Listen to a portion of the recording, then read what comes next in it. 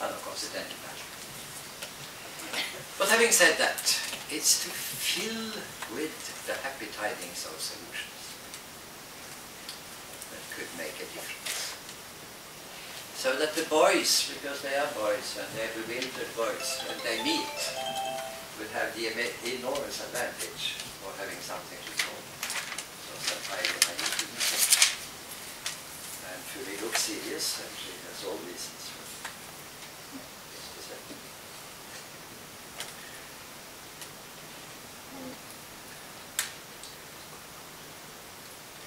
So let me now come to the conclusion. It's very, very quick and very simple. There is nothing mysterious in this. Nothing particularly difficult, nothing particularly demanding. But it might be worthwhile asking, why don't we have it? Since it is that simple. We have 10 types of media. Written for the reader, for the listener, for the viewer. Local, national, global. And number 10 is internet. Number 10 is the one coming up. The others will all suffer the decline. The most important media are the national. Could be radio, could be TV. There's usually one corporation encompassing the two. And of course the printed media. They grew up at the same time as the nation state got crystallized and solidified. It's an instrument of the nation state. It may call itself position or opposition, doesn't matter so much. Since we are to a large extent talking about foreign policy, you might find that position and opposition have essentially the same idea. In other words, what you will have is the victory orientation. They will be consulting the elites, and they will lend themselves to propaganda. About this propaganda, the point is not necessarily that what they say is wrong, but it is incomplete. The reason for truth of this. It's what they don't say that matters. They would condone violence.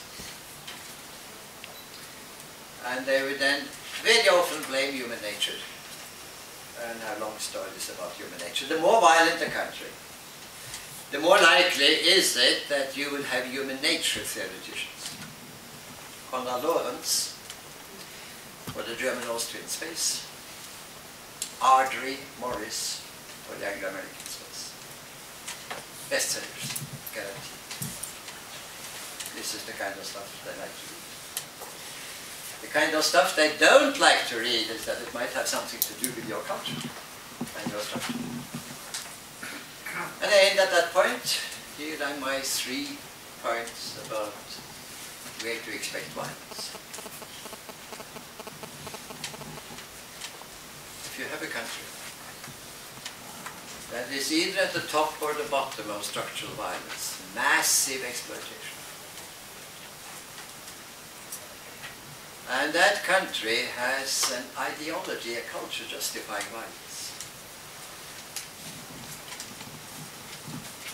In the battle with the incalcitrant, impossible, evil forces. And in addition, that country has a good experience with violence. Then what do you expect? You expect more of it. Either to preserve the structure or to change it. So if you now look at all the countries in the world and you use the World Encyclopedia of Wars, and you count the number of wars they have engaged in and how many years they have existed, and divide one by the other. Belligerent country number 1 is USA. Belligerent country number 2 is Israel. Belligerent country number 3 is the Ottoman Empire. Belligerent country number 4 is England.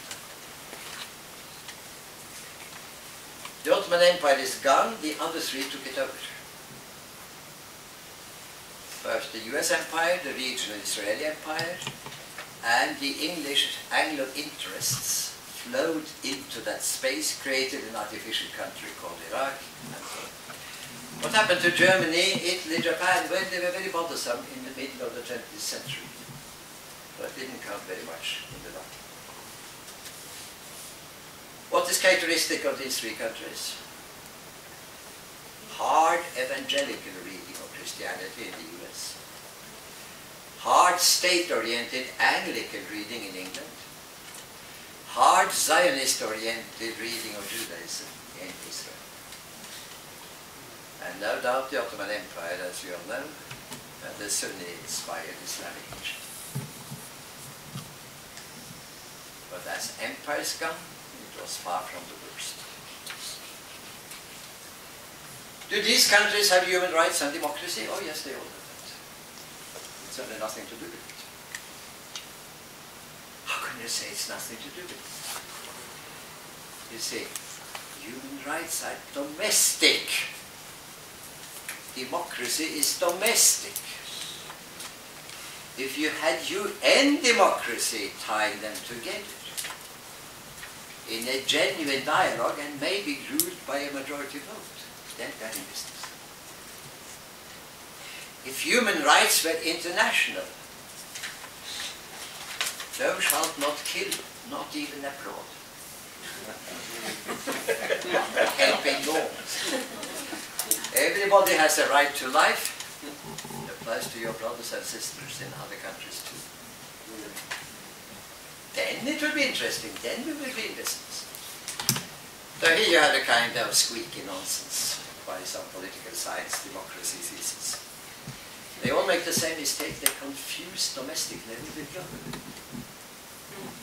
But can't one at least say that if a country is democratic and has human rights, it has learned something that will be put to the service of peace? I would say maybe, but it doesn't come automatically. Because you may be so self-righteous that exactly because you are a democracy with human rights, that we have a totally different nature from those people in English. The only thing that helps, go in, tame them through killing. Then give them our civil society, our water and all of that. In other words, start cloning even before victory. Usually it was victory first, then cloning. Now it is cloning even before victory. It will not work. If you had a genuine overriding, if you made a community without guns, who is making that? Shanghai Cooperation Organization, SCO, and ECO. What is ECO?